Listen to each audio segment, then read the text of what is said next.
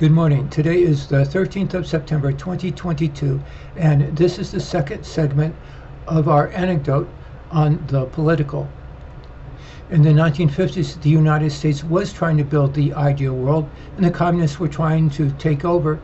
They said they would push us through stages of Mother Nature, and that they would overthrow the United States by about the year 1973. We can look back and I can see those stages. One of them was the sexual revolution. They separated the act of sex from the act of getting the gal pregnant, and in a snap of the fingers they threw out the idea of the American mom and dad and the idea of being normal and well adjusted, and they threw out the idea the American citizen. I can feel it through the music. Such songs that were sung by Doris Day and Patti Page were thrown out, and there was a flip-flop. And you can follow the music from about 1960 into the late 60s and 70s. From the Beach Boys to the Beatles to tripping over themselves at Woodstock on acid and LSD, and into the 70s with designer cocaine and the Me First Society with absolutely no sense of love and no sense of guilt in them, and to the actualization of that, getting into rental property and renting it out to other people. The peasant and property class society. What else happened? They threw out the child. The idea of raising the next generation of children was completely thrown out.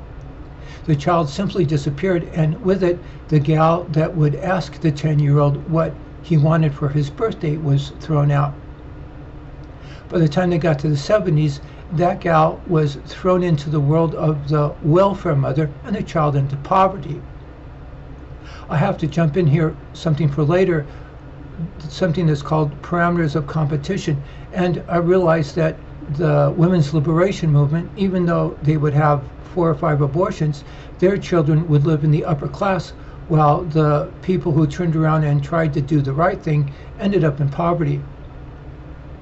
Instead of the priest who takes a vow of poverty maximizing profits, it went in the other direction, and they formed a peasant and property class society.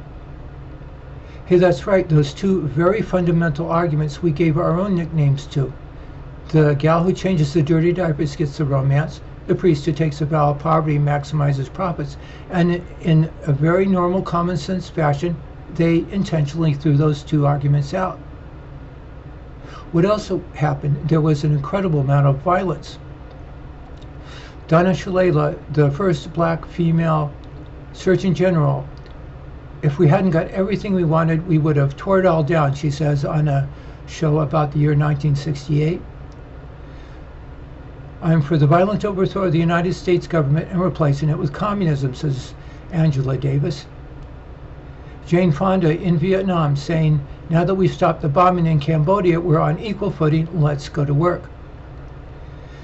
Cambodia was a place where there were lots of supply lines to run guns into North Vietnam for the Vietnam War, and the United States was bombing the supply lines and doing a good job of stopping them.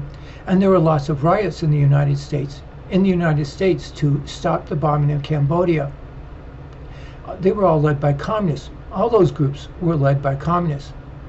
And you could see the routine. They had a peaceful, a semi-peaceful, and an incredibly violent outfit. A peaceful sit-in, if that didn't work, they would have they would have protests, and if that didn't work, they would throw bombs in the street. The routine of a pimp. You can't say the word no to me. They take away your ability to say the word no.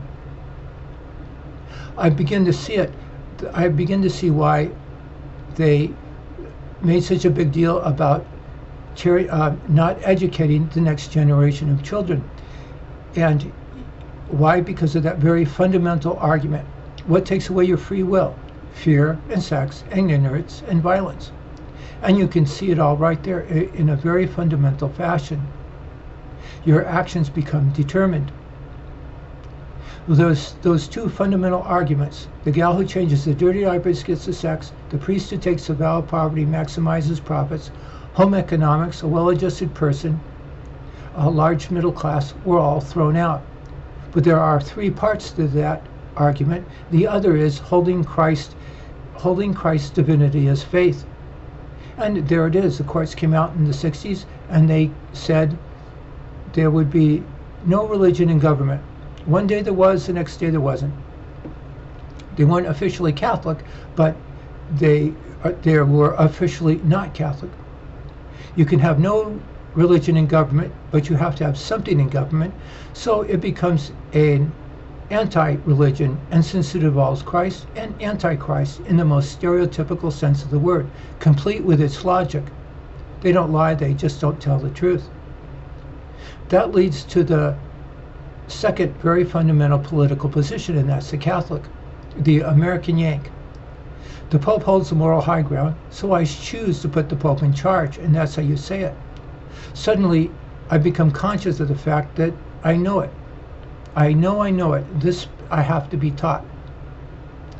What else is true? I'm a government of the people in a very stereotypical sense of the word. What else is true? Christ is truth itself, so we have a judicial court.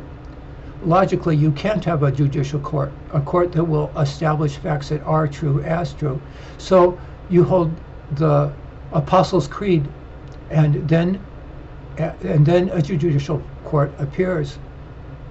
Why do you hold the Apostles' Creed? Well, just because I say so. That's why you hold that as begging the question. And there comes into play natural law, and being normal and well adjusted, and a normal supply and demand curve in home economics. Natural law, being well adjusted, being normal, a normal supply and demand curve, they're the most misnamed things around. And so there's our two very fundamental political positions. There's the Catholic alpha male, the American Yank, and its characteristics, and there's the Darwin alpha male with its two very fundamental characteristics, the being Mother Nature, the leader of the gang, and going with Mother Nature, which is one of the things the Communist Party does. So there's our two fundamental political positions, and there's that revolution in the 70s. They won in the 1970s. We did have an upheaval of our political system then. They didn't roll into the country with tanks, but they did throw bombs in the streets and use Mother Nature, and they won. We went from home economics to individual rights, from that camel's back hump, the economic guys would say, where you made money by making people better off and having this huge middle class, to that lazy V, where the rich got richer and the poor got poorer. Everything else becomes a kind of derivative of that, and it's only been about one generation, and you can see things, and now you can see things more clearly. Instead of a $25,000 average house and a $100,000 mansion in Beverly Hills and virtually no poverty, there's now $20 million houses in Beverly Hills and virtually no middle class, and a huge group of people living on the sidewalk, just like all the other countries. Home economics versus individual rights, God and country versus communism. Those two fundamental political positions, and something that's terribly important for us, they won. There was a major upheaval in our political system in the 1970s, from home economics to individual rights. We'll see you on the other anecdotes.